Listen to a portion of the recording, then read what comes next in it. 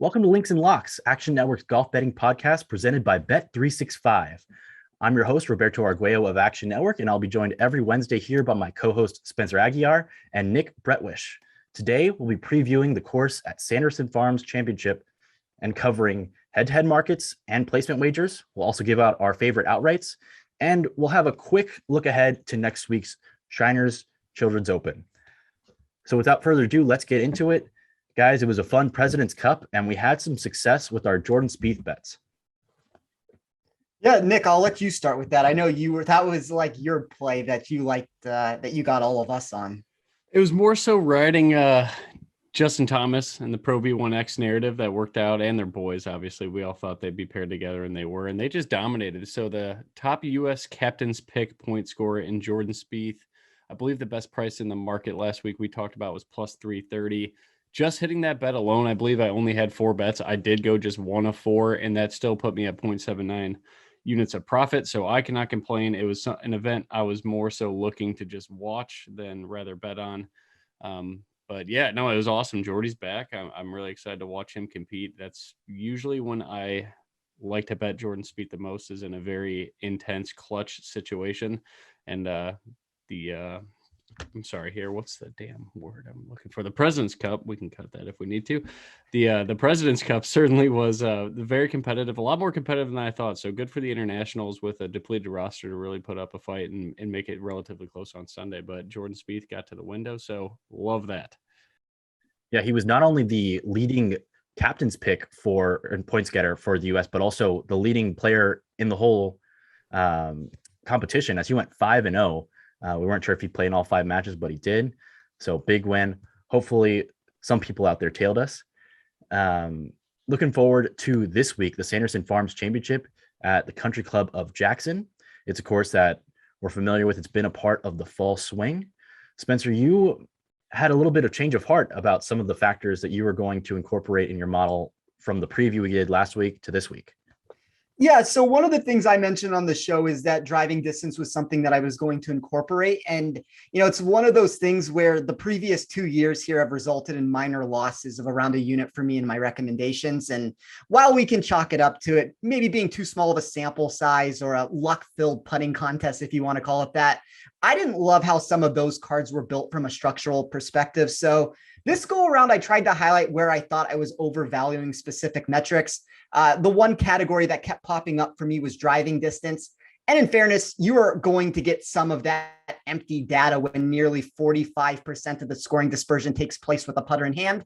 But I tried to de-emphasize any particular metric and instead underline where I could see the most basic level of the statistical data coming into play. So the best way I would explain that would be if distance wasn't showing as a critical category past my most, I guess, run down basic interpretation of how the course set up for the field, I was likely overemphasizing a stat that didn't need as much weight as I was giving it. I don't want to go too overboard in how I ran my model, but I kept with that short par 4 plus par 5 birdie or better percentage. That's something that we talked about on the last show, but 27% of the daily opportunities will make up 60% of the winning score. Those are going to be very critical holes. So that's 4 par 5s. That's the short par 4. I believe it's the 15th. I think it's the 15th. That's under 350 yards there. I did a weighted strokes gained total. And by the way, when I say the words weighted, it just means I recalculated the data to mimic the track. But I placed a heavy emphasis on Bermuda putting and essentially just ran a baseline projection when it comes to the dispersion of scoring here over the past few years. I looked at easy scoring courses, Donald Ross designs, and documented results on fast Bermuda for a small percentage each. And then I closed it out with weighted par 3 plus weighted par 4 scoring. I dove into some of the more challenging holes by attaching a bogey avoidance number there, plus took the more accessible chances and tried to account for the remaining 40% of holes. I guess like the most simplistic way to try to run that down is we're going to need par 5 scoring. We're going to need players that are going to be able to attack that par 4. And at the end of the day, like we can say that maybe my model was just wrong on it. Maybe it is a small sample size. Bermuda putting is super important here. Like I haven't seen too many times where we're talking about 45% of the scoring dispersion taking place with the flat stick in hand. And when that's the case, I'm not a person that's looking for putting in my model. So when that does happen, we need to find ways to get unique with it. And For me, it's one of those things like, let's find what we can actually put down into a model. That would be Donald Ross. That would be easy scoring. It's going to be the par 5. And then let's add in the putting as like when I did the weighted total score that I did, like the strokes gained total in that category. That's 40% Bermuda. It's essentially 30% weighted proximity at this course. Historically, it's 12% off the tee. So that's going to be total driving. That is going to be some of the distance. So that's like a 70-30 split of distance over accuracy to make up that total. And then it is 18% around the green, just because Donald Ross courses have undulation to them. But like, it's one of those routes that I'm taking where I'm trying to find as many things that we know to be true and then build out from there. I like it. It's important to understand sometimes when you've been off, learn from your mistakes, maybe see where there might have been a correlation that you overemphasized. So I like it. Good thing to think about for our listeners and for us when we're making our decisions week in and week out. Guys, any other thoughts heading into the tournament? Just more general thoughts or thoughts about the course before we get into our picks? The one thing I'll say, and I texted Nick this a little bit earlier, is that when we look at this tournament, I would equate this to being preseason type football. There's a lot of players, and we can talk about all the Korn Ferry guys making their first start or even their second start. The data just doesn't add up the way that we want it to at this point. So I would be cautious, especially if you're running a model. Like, there are so many players that I had to get rid and regress some of their statistics for.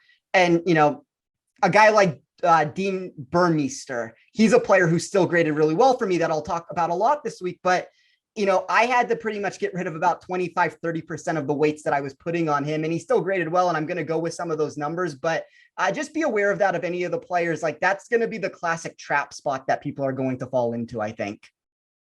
I love it. It's a great tease for future conversation on Burmeister. And I think I'm going to come at it from a different angle, but we'll get to that a little bit later. Guys, first bets, any bet that you're most excited about? What are we thinking?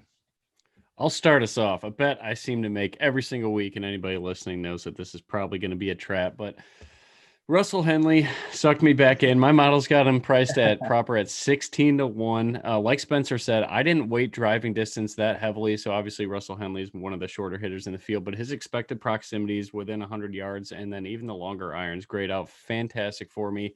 He's not a good putter, but when he is, it is on Bermuda, fast green. So also a lot of success on Donald Ross courses. So I love Russell Henley at 25-1. You can get that at a couple different books in the market. And it's just one of my favorite players too. One day he's going to finish. And I think this year, I look at it this way, is I was betting Russell Henley at relative similar prices when the PGA was loaded with a lot of guys before they went to the Live. Now I'm getting similar pricing. His form's fine, everything like that. He's one of the best iron players on tour. And those proximities, again, that I'm weighting very heavily. He grades out number one almost exclusively.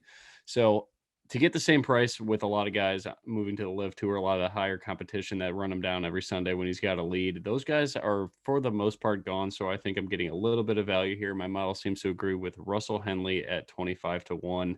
We'll see how he lets me down on Sunday, but this could be the week for Russ. I want to just point this out really quickly. So I didn't get a Russell Henley outright ticket, and he is the number one player for me for upside. That's usually what I'm looking for on these, whether we want to talk about DFS, if you're talking GPPs or you're talking outright bets in general, you're looking for that upside on a lot of these things. And Henley's a player for me, like, just to run through some of these stats. He's 6th in strokes gained total on easy scoring courses. He's 3rd in my weighted strokes gained total that I recalculated. He's 5th on Donald Ross. He's 2nd on strokes gained total fast Bermuda. Nick talked about all his proximity numbers that he has. If he can make some putts, if he can close out a tournament on Sunday, I don't see a reason why the bet doesn't make sense. It's just, we know that Henley has some problems. And I guess the one thing he has going for him is that he's done it before. And I don't know what has happened to him recently for why he's not closing out tournaments, but I decided to go in another direction at the top of the board. It was a very close call. And I guess I'll get to that a little bit later when we get into my outright card, but he was in consideration for me. Yeah, I like Russell Henley. I like Russell Henley. I'm not playing him this week. I just didn't want to play anybody at that short of a number yet. But we'll get into my picks in a little bit. Spencer, what's your that you're most excited about this week? I guess the play for me that I was most intrigued by, and unfortunately it has moved a couple points at most shops. So we're looking at about minus 125 now, and it's a head-to-head wager. It was minus 110, and we saw a movement. But one of the players I'm looking to take on this week is Aaron Rye. He's 90th in my model, 95th from a safety perspective. The weighted proximity is 15 spots below expectation when running the data to mimic the venue. The total driving is nearly 20 places lower. And it's the combination of all the strokes gain metrics that stuck out for me of why somebody I'm trying to take on. My model believes Rye is the 30th best player in expected strokes gain on a random track, but he slips to 103rd for the Country Club of Jackson. I will note that I did grab him to finish 54th or worse on Bet365 at minus 120. But if there's an individual matchup in the space that I am looking to find, it would be Dean Burmeister against him. And, as I said, that's moved to minus 125 at this point, but I just love everything about Burmeister's profile with the way I run it. It's one of those spots where I think Bermuda is going to help the putting. He's a great ball striker in general. And I mean, just to throw out a couple other names that are fade candidates for me, and I'd love to get your guys' thoughts on them. So the number one most overvalued player for me in my model, Aaron Rye. The number two most overvalued player for me, Ches Reavie. I do want to note that there's a Patrick Rogers matchup against him that moved from minus 110 to minus 200. So that's off the books, unfortunately, but maybe you can find a Reavie matchup somewhere. And then I'm sure this is going to pain Nick when I tell him this right now, because this seems to be his boy a lot of times also. Henrik Norlander, he was the third biggest fade candidate for me. So those are three guys I'm looking to take on. I think that you're going to be more inclined and more likely to find something with Aaron Rye if you look around at books that are offering head-to-head matchups. But Burmeister is a player that I really like taking on against Aaron Rye in that. Yeah, for Reavie, I don't love him this week. Just the distance. I know you took it out of your model, but it's incorporated in other ways. He's way below average in driving distance. He's been strong on approach. And unfortunately, in the tournament that he won, the Barracuda, we didn't have stats, at least on Data Golf, for that. So that kind of the uncertainty there with how he won exactly throws me for a little bit of a loop. But overall, around the green, he's not great, and he's not a great putter, or at least he hasn't gained strokes putting in his last 6 tournaments. I assume that, and he lost a half-stroke putting at the Fortinet, lost strokes on approach as well. Not a guy that I'd go with the upside, and I think the floor isn't super high either. I think Reavie's going to probably miss the cut, and when I ran my weighted Bermuda, that looked at Bermuda putting. And then it also looked at fast Bermuda, and then it incorporated both of those two stats together. Reavie, even with this field, and I mean, we're talking about some like really bad putters in this. Reavie was the third worst putter that I had in my model. The only two that were worse would be Luke List and Joseph Bramlett, which I guess with those two, at least you get the distance that comes into play.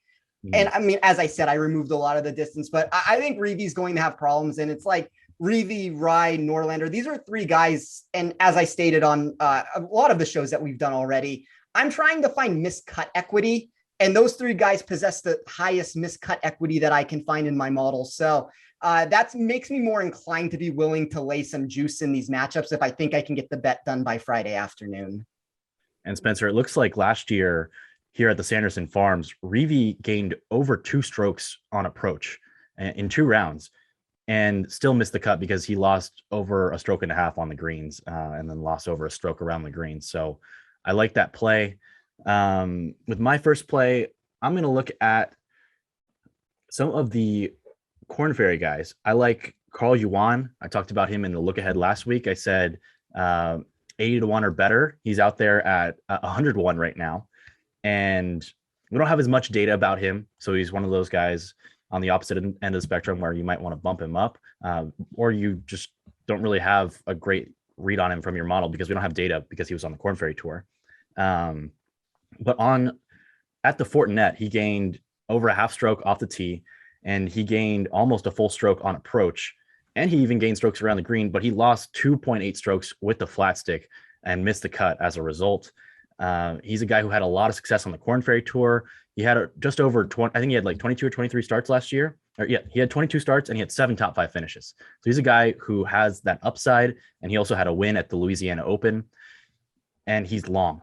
So 7th in driving distance, 7th in birdie average, and we need guys who can make birdies and have that upside, as we said. First on the regular season points list. They don't have strokes gained approach on the Corn Ferry Tour quantified, but he was 8th in greens and regulation. I like him in a lot of different markets just because I think he's generally overvalued or undervalued. Sorry.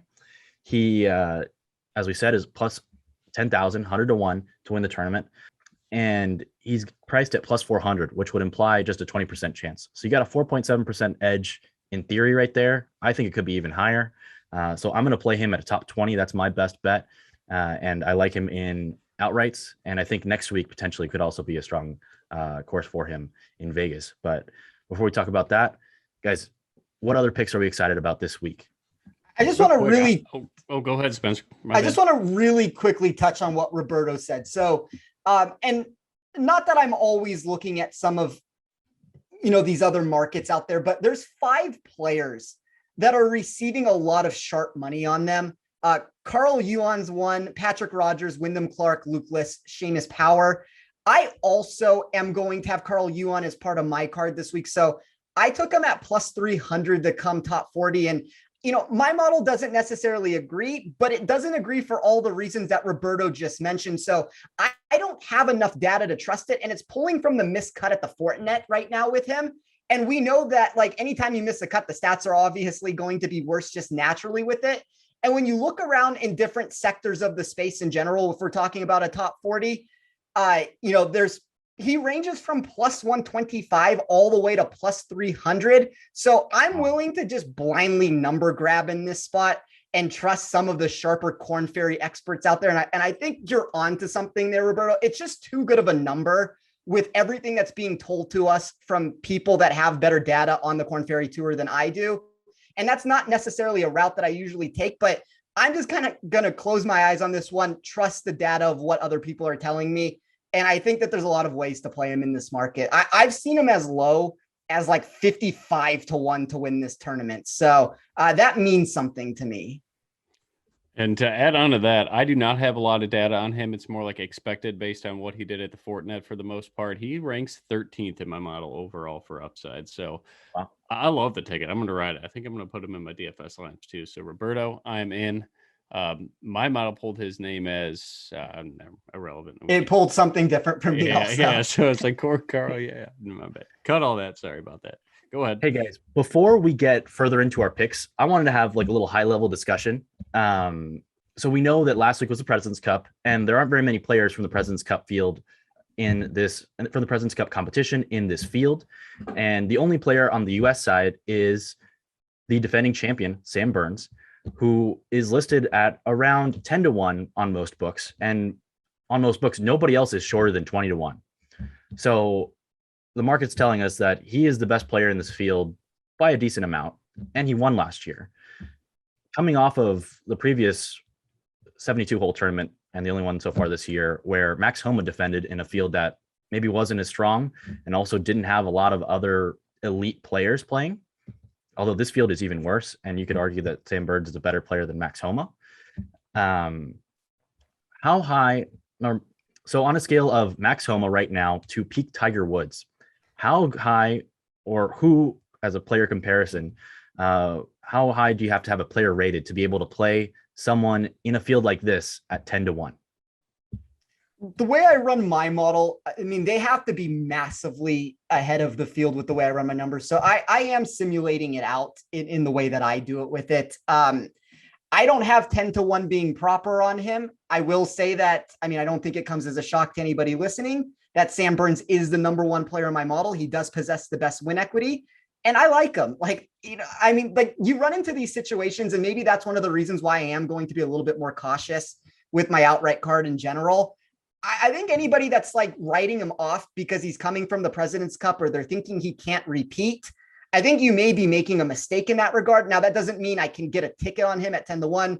Maybe you play him on DFS. I know he's going to be popular there, but maybe you can get your exposure in some other way with trying to back him. But I mean, I can tell you right now, the way that I ran the numbers, the number 2 player for me from a win equity perspective was JT Poston. And Poston was a little bit less than double of what the price should be. So, I mean, if we're looking at like what a proper number was, I had Burns at about 12-1. I had Poston at about 23-1 as being proper there, which JT Poston is the first outright bet that I ended up making for that reason. But I mean, it just from a value perspective, I couldn't get there at the 10-1 number because there wasn't a big enough edge that my model saw with it. Yeah, I would second that. I have him proper at 14.5-1. So let's say 14-1 for sake. But he did repeat at the Valspar, so that part doesn't scare me at all. It's just the price is probably too short. If anything, if I'm trying to get any exposure to Sam Burns, I'd probably be, if he can get out of the gate a little slow and get a live number closer to that 15-16-1, so I get a little bit of an edge there. That's probably about it for me. Do we know, and I don't know the answer to this, I probably should know this. Do we know when Burns is going out, if it's the morning or afternoon? I don't think tee times are out yet, are they? They came today. Nice. Okay. I don't know the answer to that, but I'll just give a very basic answer, even without knowing what it is with that. So sometimes in these situations, if you are patient and you wait, you can get that 10-1 number to turn into like a 12-13-1 number. Now, I don't know if it's necessarily going to happen with Sam Burns as a favorite. Yes, Roberto? So he tees off at 12-28. So you may be able, and I think it's going to probably be a situation where maybe you get 11 or 12-1 just because he's the favorite in this field. But it's something to keep in mind if you are trying to place outrights and you're kind of on the fence with it.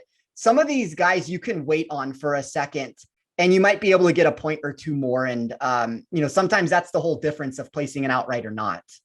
And Spencer, I love that idea, especially on a course like this where you have pinpointed that the scoring comes on those 5 holes, the 4 par fives and the 1 short par 4.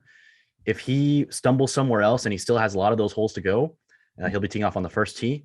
So maybe you take advantage of a bogey right before some of those scoring holes. You get him at that better number live, and then you sit on that ticket and he's not going to ruin everything else that you have going for you. Yeah, I think that's probably the way to play Burns because, I'm sure all of our models have him number 1 or very close to it.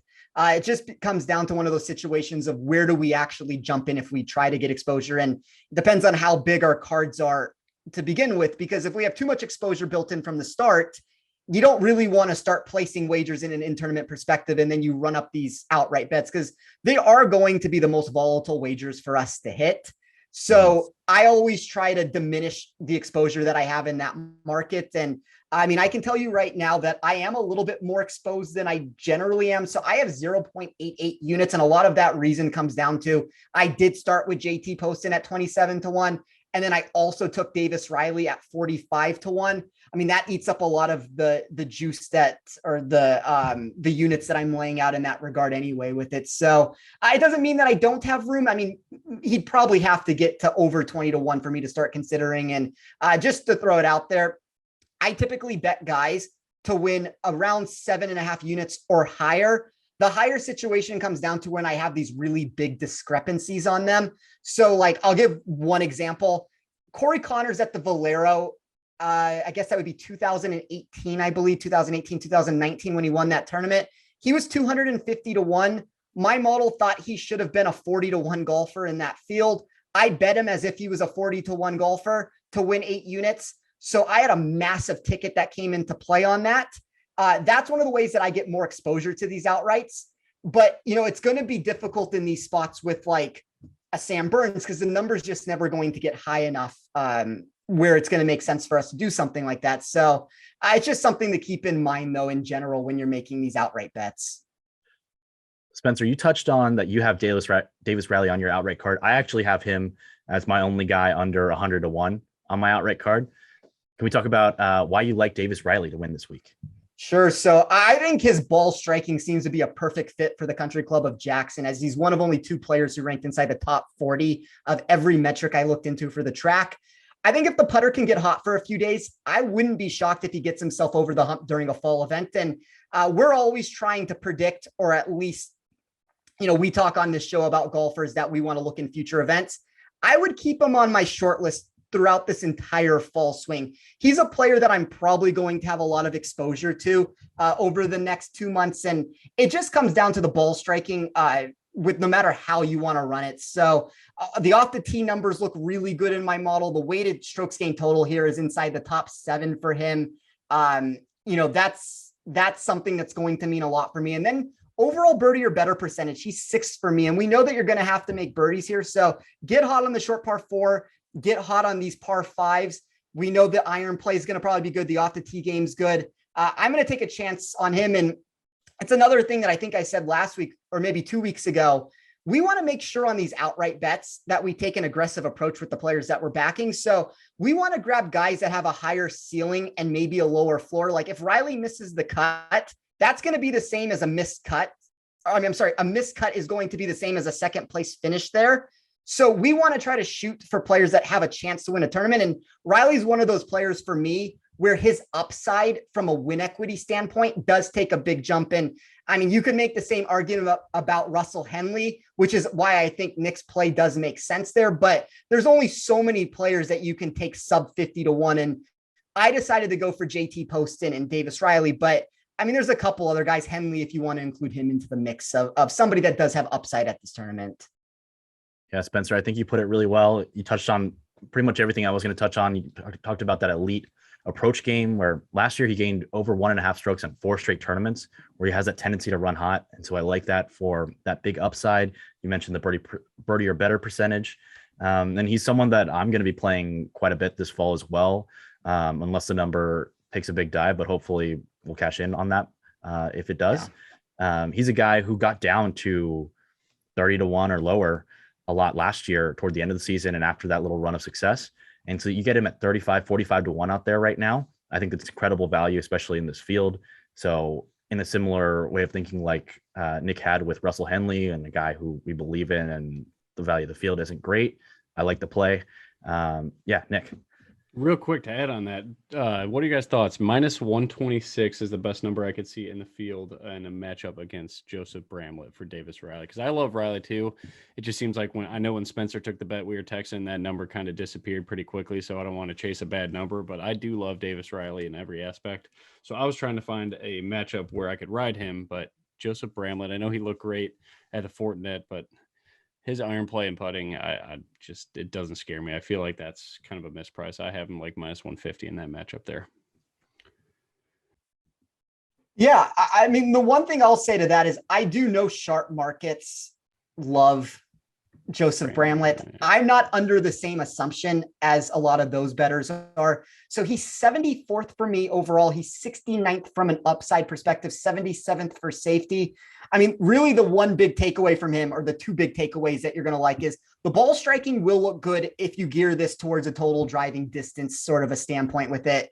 And the long iron proximity, he's 7th for me from over 200 yards.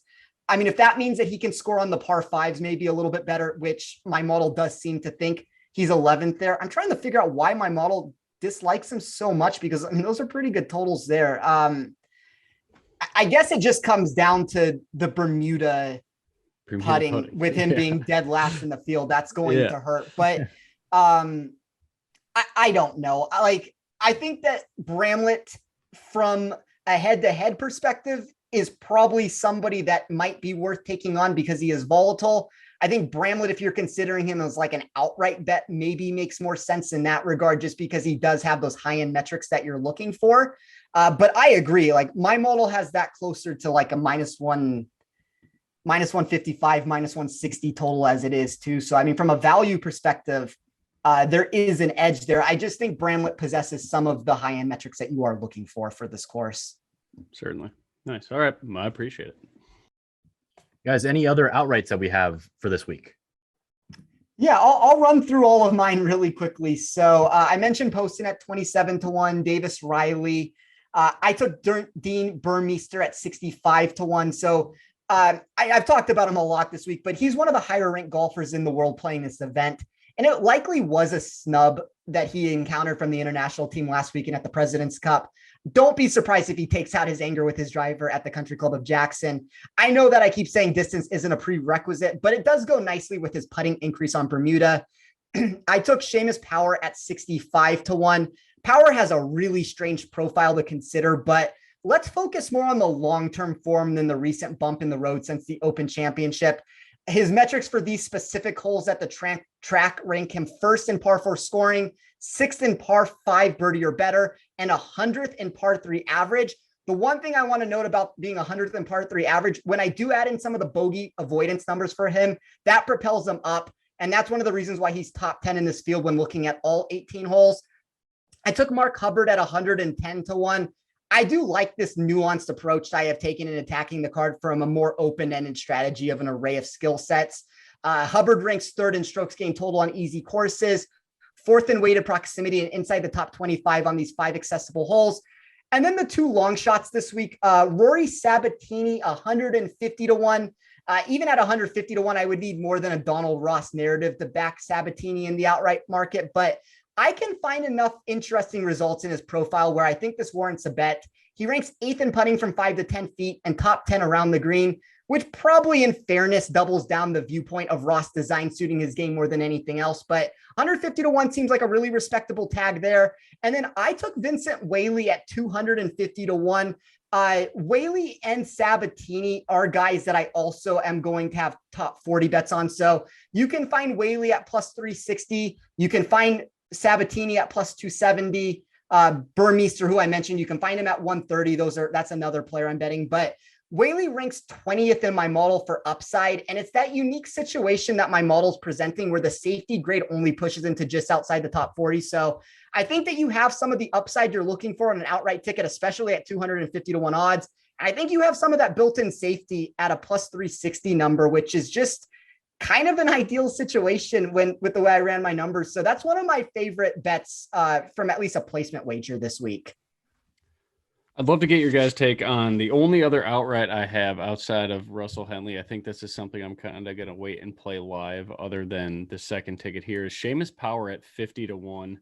So I know Seamus kind of been in bad form, hasn't played in a while, but the iron play was absolutely horrible here last year, but he was dynamite on the greens.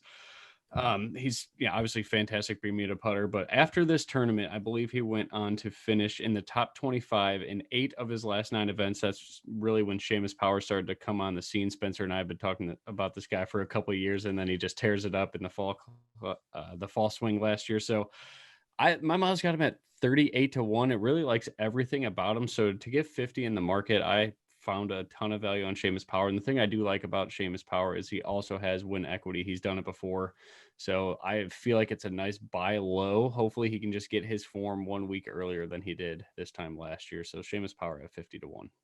Yeah, just really quickly, I'll answer that since he's on my card. But I think Seamus is one of those boomer bust options that we're talking about in the outright market that we want to be trying to attack and find a way to play him. So number 1 in strokes gained total on easy scoring courses. He's number 1, as I said, in all these weighted par 4 numbers that I ran. All the bogey avoidance stats look good. The birdie or better percentage has him inside the top 11 for me.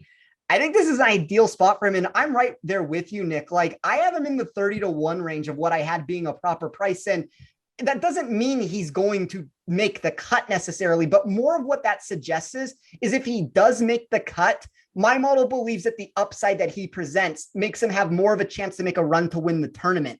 So I'm kind of willing to take this to where if he bombs out on, Thursday or Friday and he misses the cut, well, it's just a wager that we didn't get 4 days out of, and it wouldn't have mattered because he didn't win the tournament.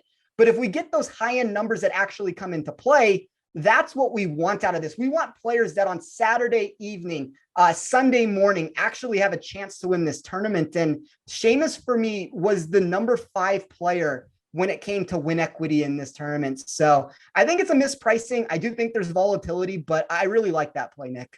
Let's go. Roberto, you in on the Power? I like the Power. I might join you guys. I like the win equity. I like that he has the strong history and courses coming up on the schedule. So maybe we're finding a number right now that we won't find going forward. So I like the opportunity to pounce on that. I like it.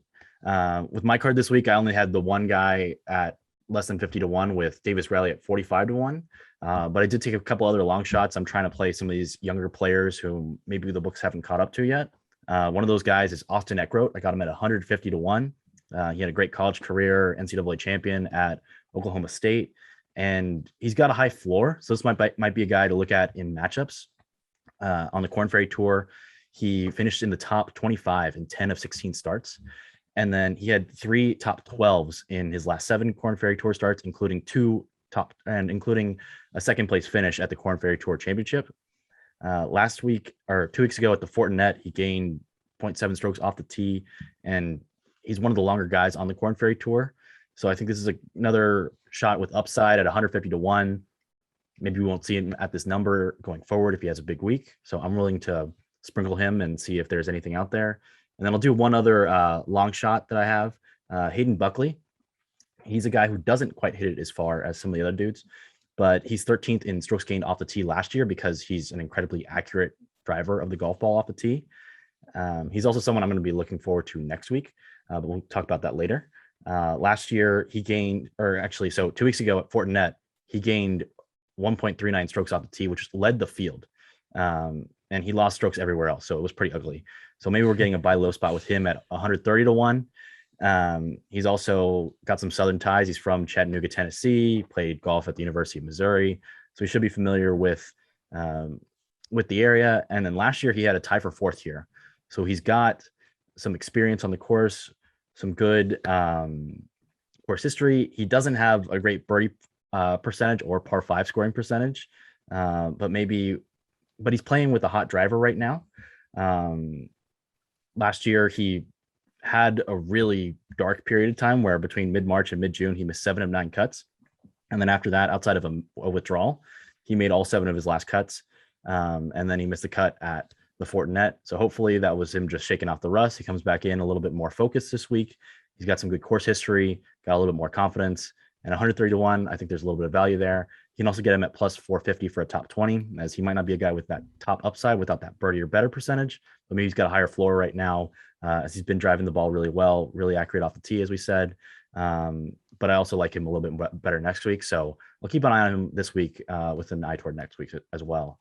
You guys, any other Spencer, any thoughts on those two? I was just going to say with Hayden Buckley, so if we compare him directly to Davis Thompson, I know there's a lot of markets out there that have those two at about a minus 110 both ways looking at it. And I mean, I've seen Davis Thompson as low as like 70 to 1 to win this tournament. So if we're assuming that is correct, that these two guys are kind of on the same playing field, and my model likes both of them, I think double the price on Buckley is a really intriguing route to go with it. Like you kind of mentioned all the reasons of off the tee, why some of those numbers make sense. So he's 4th for me off the tee with the way that I ran my data. He's 5th in GIR percentage. He's 18th in ball striking. These tournaments early in the year, sometimes you get some of these players, and we've seen a little bit more of Buckley than we have some of these other players, but sometimes you get these golfers like a Davis Riley last year at some point, like a Cameron Young, where these guys just proved to be better golfers than the price tags that were being released on them early in the season. And I mean, I wouldn't be shocked if 6 months from now, we're looking at Hayden Buckley more as a 50 to 1 golfer in these fields. So there might be some value there that you can have early in the season on him, especially if you want to try to find, as Roberto said, maybe a top 20, a top 30, a top 40 bet. You might be able to find some value that way. All right, guys. Any other final outright picks before we finish off our matchups and place bets? I don't think for me. I mean, that was my card I had. Anything for you, Nick?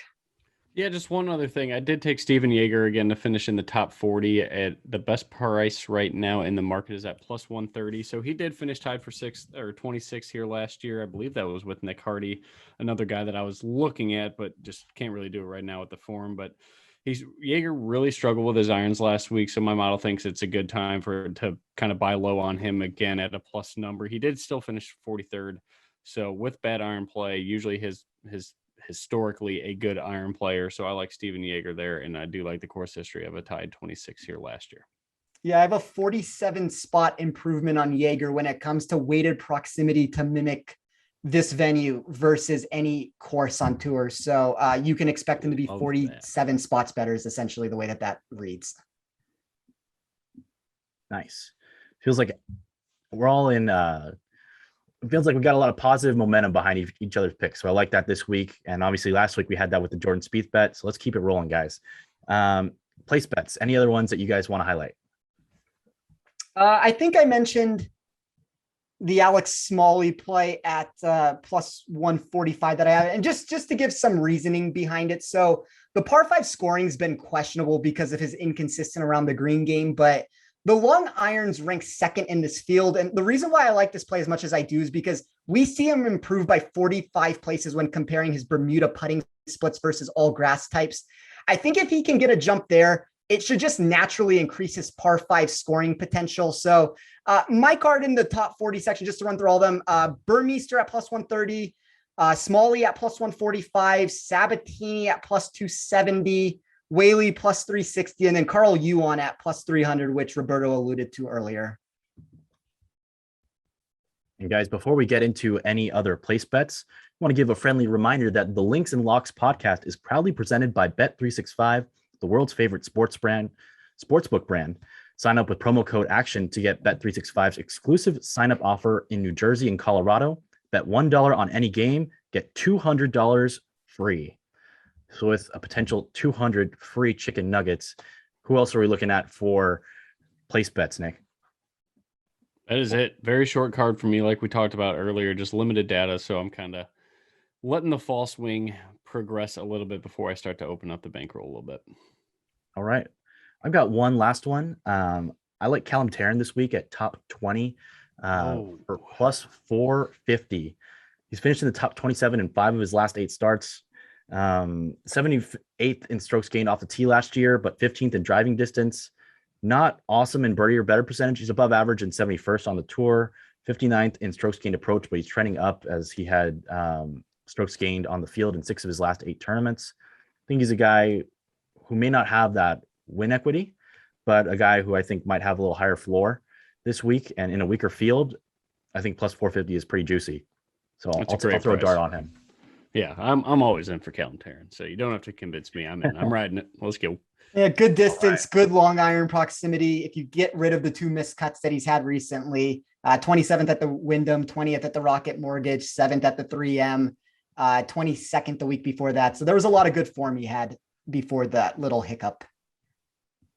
All right. So that's my whole card.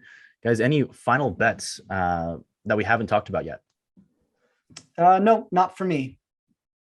All right. And next week is the Shriners Children's Open. A little quick overview. It is in Spencer's backyard there in Las Vegas. It's at TPC Summerlin.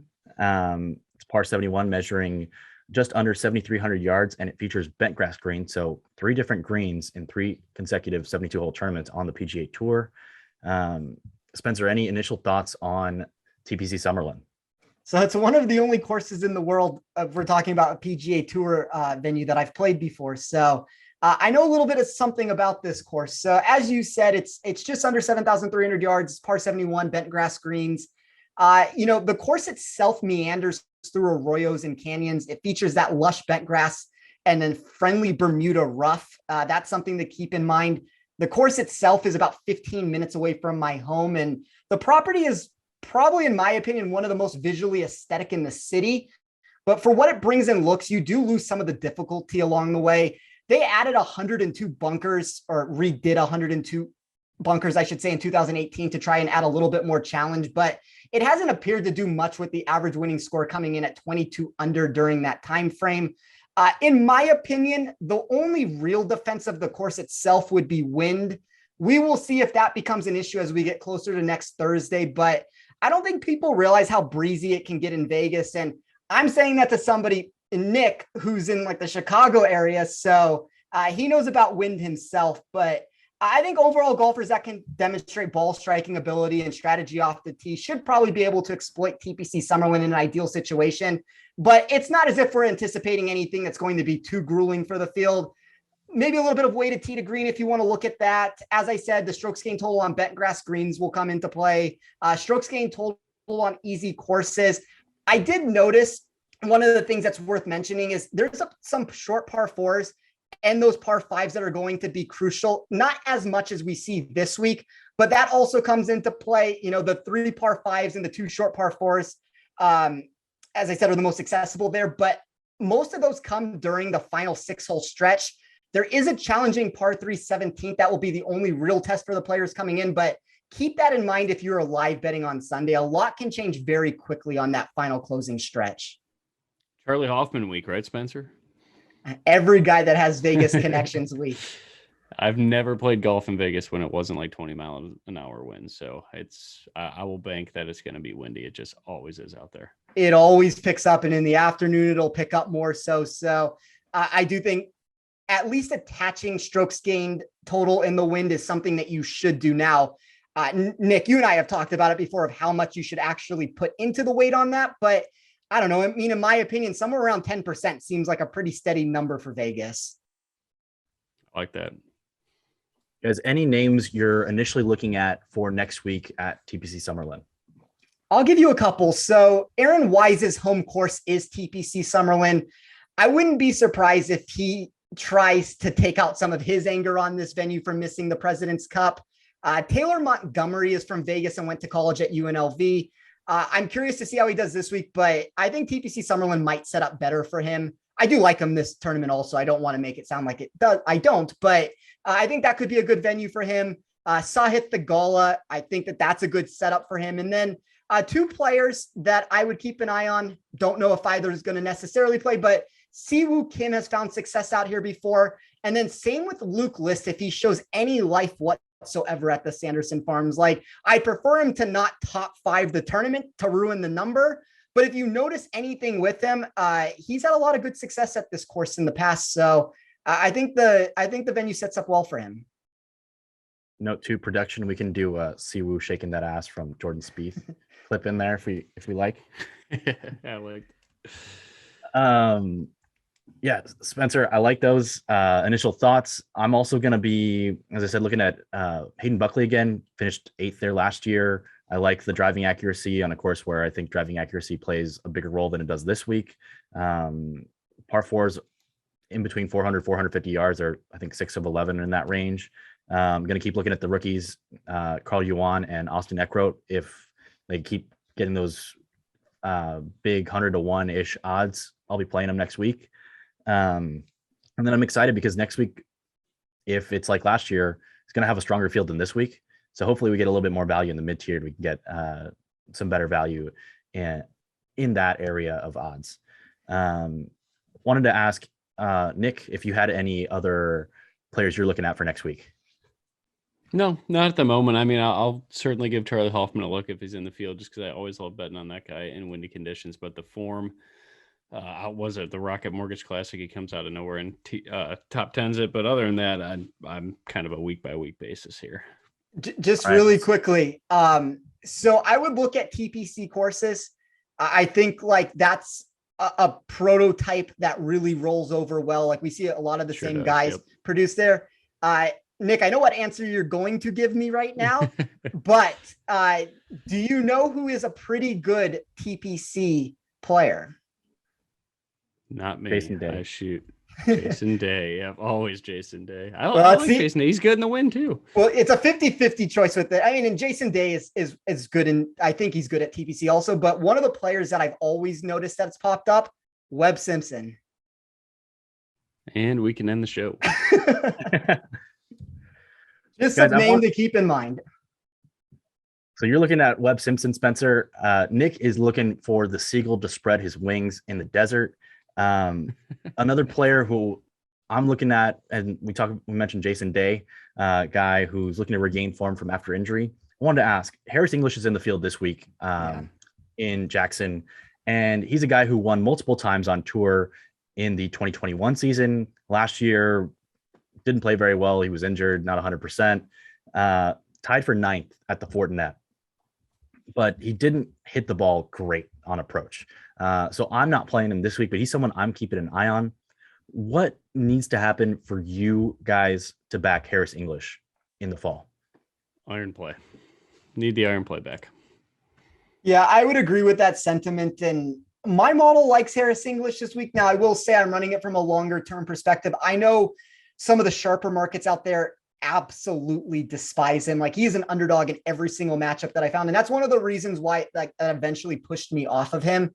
But we'll see. I think if the iron play turns around, and like that's what I have from my model that somewhat still likes him. So it's that 150 to 175 range where he does most of his success on. But I mean, like when I'm looking at weighted proximity for this week, 117th in my model, like that was just too tough for me to overcome when I do think that a lot of that's going to matter.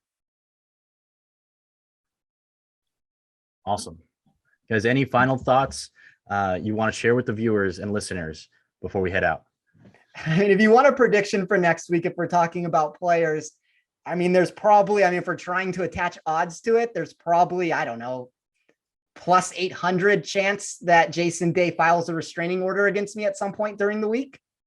So I mean, if you can find a market that'll take that, but no, I'm excited for this tournament. It's like, I think we're going to start getting information and stats that come more back into play, and give it a couple weeks. As Nick said, we're not necessarily at that right now. We're going to need some of these players to get a little bit more information to them. So I would be cautious with my approach, but trust some of the data that you do have and just try to make calculated decisions with that information. Awesome. Nick, any final thoughts? No, I'm excited to watch some competitive golf again this weekend. And I'm really excited to watch all the guys on the Corn Fair that you brought up, because I think that's a great addition to the show here. Spencer and I usually do not dig very deep on the Corn Ferry guys. So I appreciate your insight there. I'm looking forward to Carl Yuan. Probably put him in my DFS lineups as well this week. Awesome. I don't have the built out models like you guys, so trying to find an edge any way I can. So that'll do it for us on today's episode. Thanks for joining us here on Links. That'll do it for today's episode. Thanks for joining us here at Links and Locks. For more great golf content from our Action Network and Golf Bet team, check out our Best Bets episode from earlier this week, featuring Golf Bet's Jason Sobel and the PGA Tour's Ben Everill as they quickly run down their top plays for this week's tournament. Be sure to check out actionnetwork.com and the Action Network app for all of our great golf betting and DFS content. Find us on Twitter. You can find Nick at SticksPicks and then Spencer at Toff Sports. You can find me at Roberto A213 on Twitter. And then you can also follow us on the award-winning Action Network app, where you can track every bet you make across your favorite sports. So for Spencer Aguiar and Nick Bretwish, I'm your host, Roberto Arguello. The very best of luck betting this week, and we'll see you next time right here on Links and Locks.